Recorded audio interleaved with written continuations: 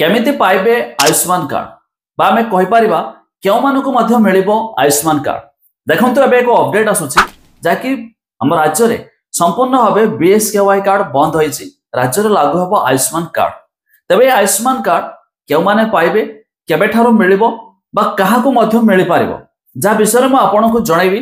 जदि आपण मानकर बीएसकेवाई कार्ड थिला बा जोटा कि बिजु स्वास्थ्य कार्ड थिला, आपण माने जानिथिबे मागणा रे चिकित्सा मध्य मिलि थाए। यह केवल ओडिसा रे किछि हॉस्पिटल मानकरे काम होतला, किंतु एबे जो नुआ आसबो आयुष्मान कार्ड जोंथरे आपनको 29,000 प्लस हॉस्पिटल रे काम करिवो, जा विषय में आपनको जणैबी। शेष पर्यंत देखंतु, ता पूर्वरु लाइक टे करंतु, सब्सक्राइब करनथिले एबे सब्सक्राइब पाखर थिबा घंटी चिन्ह को दबाइ दियंतु। फाइनली एबे को अपडेट देखंतु जाकि संपूर्ण रूपे बंद होई गला बीएसकेवाई कार्ड। एणिकी आयुष्मान भारत और गोपबंधु जन आरोग्य योजना रे सुविधा पाइबे ओडिसावासी। एही योजना मिलित भावे लागू होईछि आ एहाको कैबिनेट मंजूरी मध्य मिलिला। एने गृह रे सूचना देले मुख्यमंत्री मोहन माझी। जमिति कि जानतु, केंद्र सरकार तरफरु आयुष्मान कार्ड लागू होईछि। हम राज्य रे थिला पूर्वरु बीएसकेवाई कार्ड बा बिजु स्वास्थ्य कार्ड, ताको नुआ सरकार बंद करके गोपबंधु जन आरोग्य योजना आरंभ करिसंती, जहा कि हमें कहि परिबा हम मोहन माझी। तो मिलित भावे मिलिबो माने गोपबंधु जन आरोग्य योजना आयुष्मान कार्ड दुईट जाको मिसिकी गोटिए कार्ड हेबो।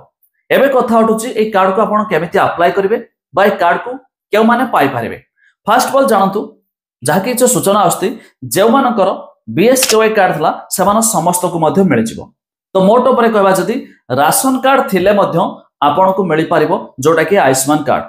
तबे आयुष्मान कार्ड रे नॉर्मली पुरुषों क्षेत्र में 5 लाख टंकार बीमा मिलवा बेले बा जो स्वास्थ्यगत समस्या बेले, महिला क्षेत्र में 10 लाख टंका मध्य मिलिबो कौन से स्वास्थ्यगत समस्या हेले चिकित्सा पाई।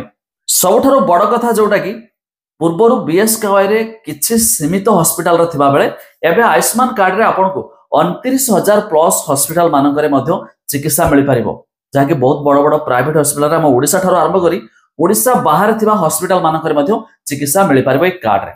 एबे बहुत सारा कमेंट भी मध्य हमको आसुची कि कार्ड टी को हमें केमिति पाइबा बा हम यार किछ ऑनलाइन प्रोसेस अछि कि।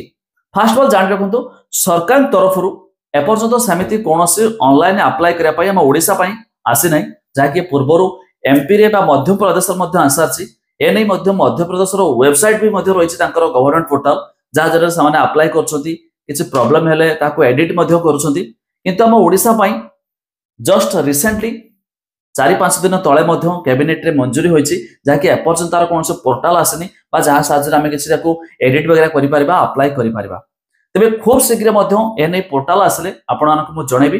जदि आपण माने हमरो पोर्टल बा हमरो वेबसाइट एपर्यंत देखि नाथि, मु लिंक दे देबी डिस्क्रिप्शन रे। तो सेही वेबसाइट जरिया रे सब बेले मध्य बहुत सारा अपडेट आस्थाय। जदि आपण माने एपर्यंत जानि नाथि, निहाती भाबे विजिट करतु, कामरे भी आसी जिवो, ताकि समस्त गवर्नमेंट स्कीम ठारो आरंभ करिकि अन्य योजना कथा मध्य से वेबसाइट रे हमें आपण मानकु जणाउछु।